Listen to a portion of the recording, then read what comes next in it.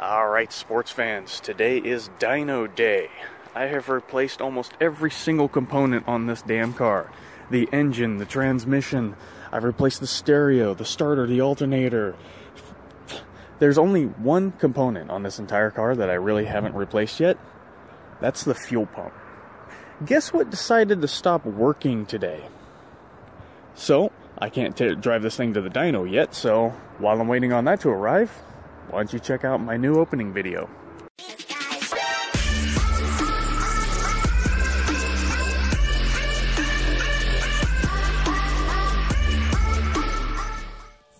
Alright, you piece of crap, get out of here.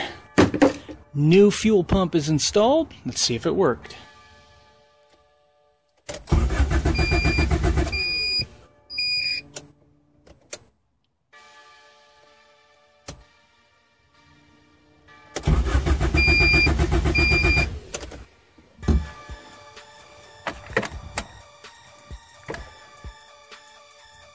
Still not hearing the fuel pump. Nope. All those fuses are good, so it's one of two possibilities. Either the wiring is bad that's going to the fuel pump, or there's this little fuel relay thing.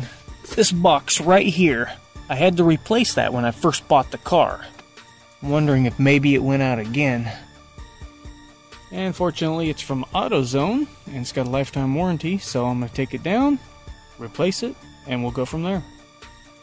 Alright, so I got the new box installed. Got the chip in. I'm pretty sure I got it sitting in the right way.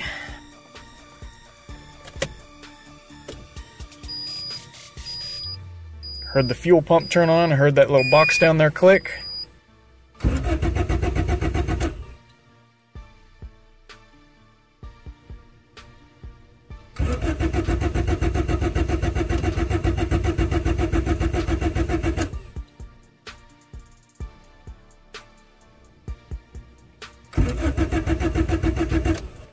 It's interesting, as soon as it starts to crank, this jumps straight over to 17.9. All I want to do is get it to start so I can check the timing, make sure everything's good. Alright, erase chip, blank check.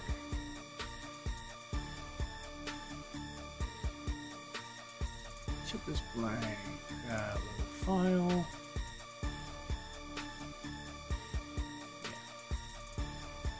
Program. And verify. Of course, when I take my foot off the clutch,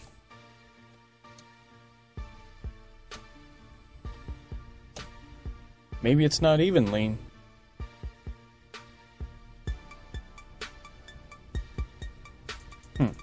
So I'm giving it another try with this car. I'm changing the tune and everything else and all this other stuff. I uploaded my second tune ever.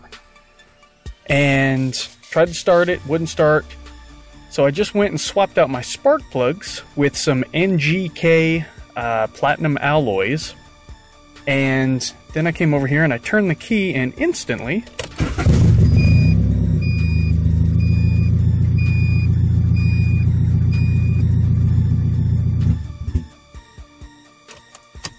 now I just got to change the tune, but that was my problem the whole damn time. Every time I change the tune, I come out here, try to start it, wouldn't start. I get it running, I turn it off, I come back 2 days later, trying to start it with that same tune, nothing changed, and it wouldn't want to start. It was the friggin' spark plugs the whole time. Now I've got the last tune that I ever did loaded. I've got the charge pipe unhooked, so we'll see if it dies down when I hit the gas or not.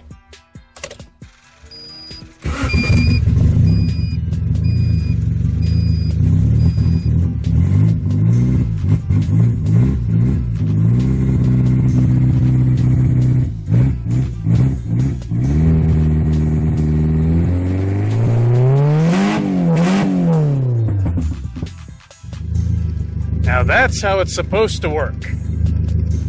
So it's obvious that running auto light spark plugs, which may or may not have been the stock spark plugs that came with this engine, but may or may not have had 300,000 miles on them, but at least now I can actually check the damn timing.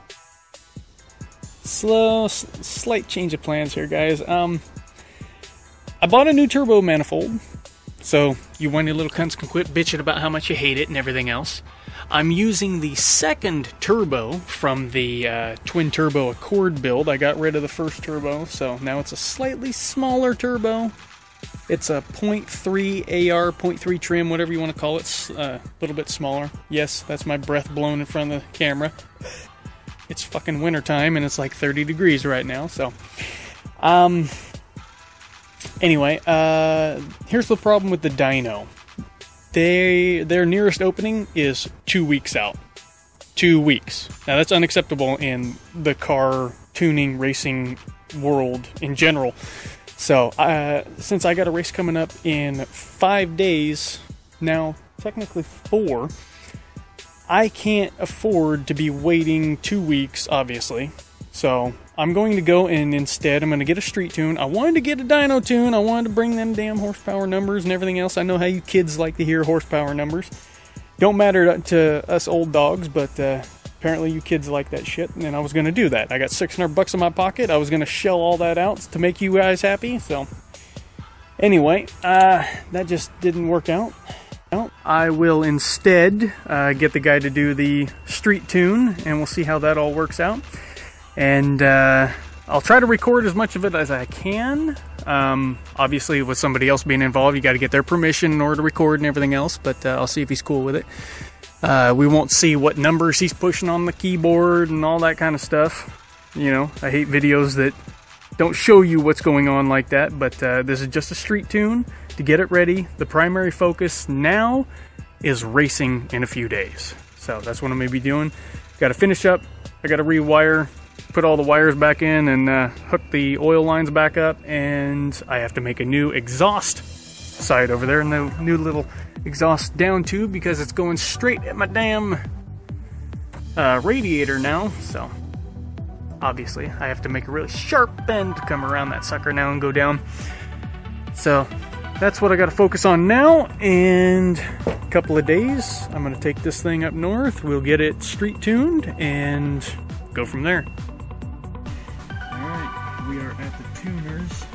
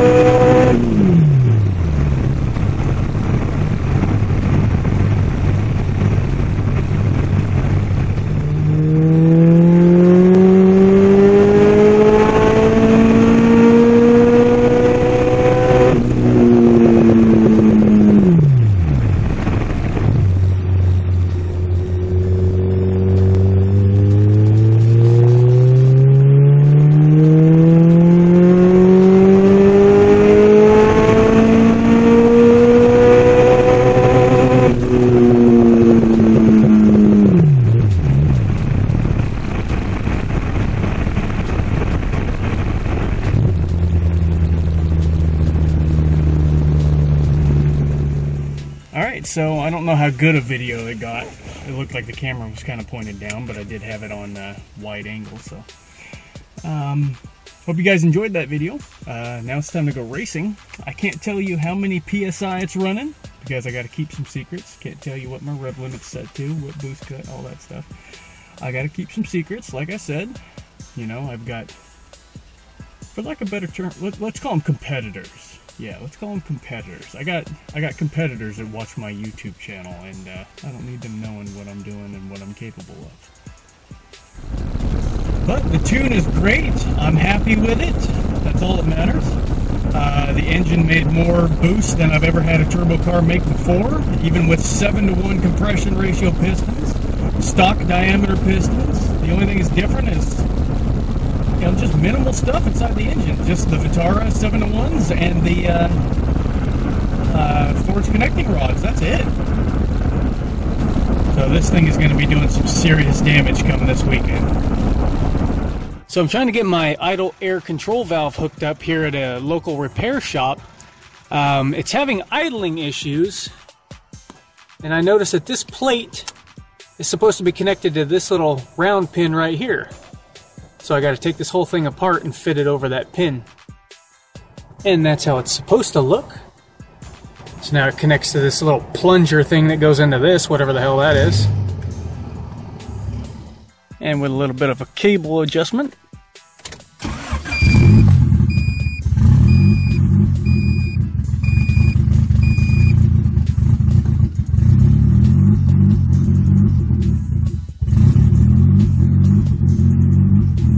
See that idle, that bouncing up and down? That's the IACV, but they couldn't adjust it because it wouldn't idle. It would just start up and then die, start up and then die.